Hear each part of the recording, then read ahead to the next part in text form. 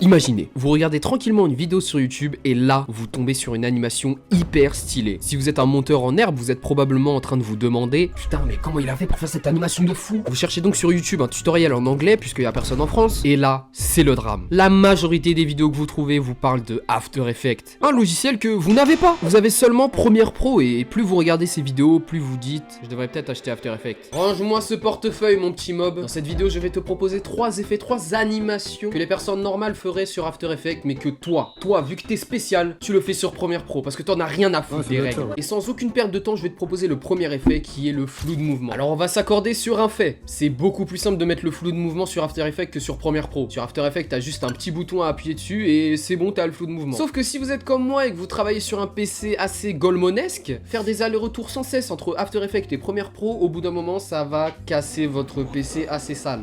On va donc voir ensemble comment faire ce flou de mouvement directement sur Premiere Pro. Donc pour avoir un flou de mouvement, vous l'avez compris, il faut au moins une animation. Donc imaginons que j'ai envie de faire une animation où l'image se déplace de la droite à la gauche. C'est très simple, hein. Pour ça vous faites des keyframes, donc position, vous déplacez la keyframe dans ce...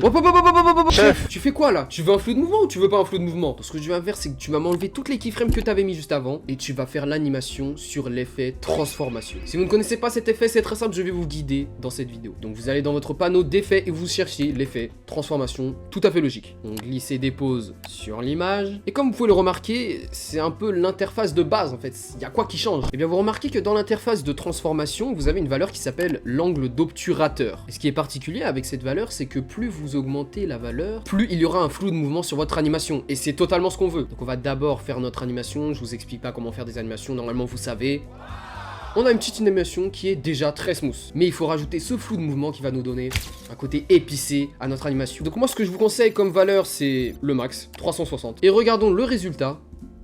On a un magnifique flou de mouvement qui harmonise le tout. Je sais pas vous, mais moi je monte sur ça tous les jours. Passons au second effet qui va très certainement vous intéresser, puisque c'est littéralement celui que je suis en train de faire à l'heure actuelle. Le tracking. Le tracking est compliqué sur After Effects. Vous devez aller sur tous les modules du monde, sur tous les menus du monde, alors que sur Premiere Pro, c'est hyper simple à faire, hyper simple à régler. Et un argument en plus, c'est que si votre PC est nul, vous allez pas passer sur les étapes hyper chiantes où After Effects est en train de process votre tracking, alors que sur Premiere Pro, vous le faites en 2 secondes. Donc on a un extrait de moi qui est en train de tourner une vidéo qui va être incroyable. Quand vous allez la voir, elle est déjà sortie. Et donc on a envie de traquer ce magnifique faciès. Donc vous allez avoir besoin de 2 paramètres. Afficher les règles et afficher les repères. Donc pour ça c'est très simple, vous cliquez sur le plus. Et donc dans les trucs comme ça, il y a afficher les règles et afficher les repères. Donc cliquez OK. Et normalement ils apparaîtront tous les deux. Vous affichez les règles et vous cliquez sur les règles du coup. Vous glissez et vous le mettez à peu près au centre. Vous faites pareil pour l'autre truc. Et ça nous donne un beau quadrillage qui va nous permettre de faire ce tracking magnifique. Maintenant ça va être que du keyframing. Attention, ça a l'air difficile, c'est giga simple sa mère. Vous cliquez sur l'horloge de position et vous remarquez que vous avez une espèce d'icône de diamant qui est apparue. Pensez également à zoomer un peu parce que si vous faites votre tracking sans zoomer, ça va faire apparaître des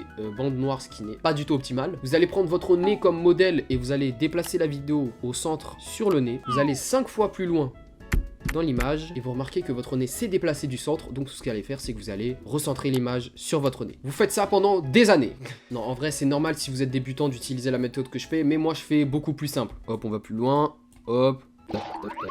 Et normalement, en 1 minute, votre tracking sera complètement fait. Si vous voulez utiliser un flou de mouvement sur votre tracking, je vous déconseille d'utiliser transformation comme on l'a vu avant, puisque dans l'effet transformation, vous pouvez pas déplacer l'image directement sur le pré-rendu, ça va donc être beaucoup plus difficile. Mais si vous voulez galérer pendant des années, allez-y, hein, je vous empêche pas. Hein. Par contre, ce que je vous empêche de faire, c'est de quitter totalement cette vidéo, puisqu'on va attaquer le 3e effet, qui est le meilleur, le plus abouti sur Premiere Pro. Et cet effet, c'est l'effet 3D. Si vous naviguez régulièrement sur YouTube, vous remarquez que cet effet est très répandu pour afficher par exemple des screens ou des grandes images. Donc imaginons que j'ai envie d'effectuer ce magnifique effet 3D sur cette image, extrêmement belle d'ailleurs. Et bien pour ça, pas de secret, vous allez sur le panneau d'effets et directement vous tapez 3D. Normalement le premier truc qui apparaît c'est 3D simple, donc vous allez l'appliquer sur votre image ou votre vidéo. Et là de prime abord ça a l'air assez galère, je vais tout vous expliquer, vous inquiétez pas. Premièrement on a la rotation horizontale qui fait une rotation horizontale. Je vous explique pas rotation verticale puisque vous n'êtes pas des imbéciles. Le reflet ça te fait un espèce de petit reflet, bon ça reste entre nous hein, mais il est un peu gaze sans mentir. Et prévisualisation filaire,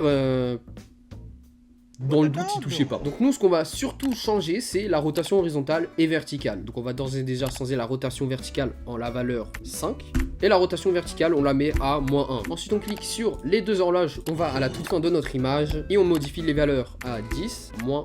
On baisse la distance d'observation pour zoomer. On a un petit effet 3D hyper simple, hyper rapide et sans After Effects. Donc bien sûr, vous pouvez être beaucoup plus créatif avec cet effet, vous pouvez faire plein de trucs spéciaux. Mais si vous voulez des presets d'animation 3D déjà faits pour vous, je vous conseille de visiter mon site où il y a plein de presets d'animation hyper qualitatifs. Il y a également beaucoup de surprises sur ce site qui vont potentiellement vous plaire si vous êtes un monteur qui cherche à s'améliorer. Il y a aussi le reveal de mon crâne, hein, si certaines personnes le veulent,